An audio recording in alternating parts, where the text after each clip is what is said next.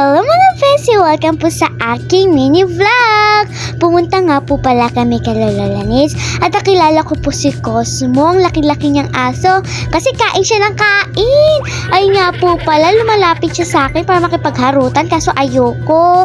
Ay nga po pala, sinamahan po namin si Lola para mag-grocery para nga po may pagkain kami. Charot!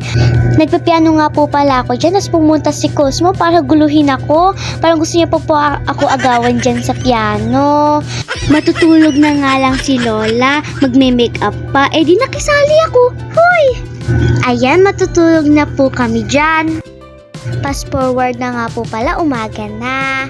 Bumaba na rin po ako dyan para kumain at hinihintay na rin po namin dyan ang iba ko pa pong pinsan.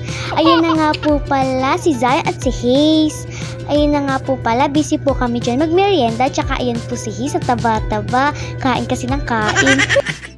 Ang saya-saya talaga pag sama-sama ang pamilya.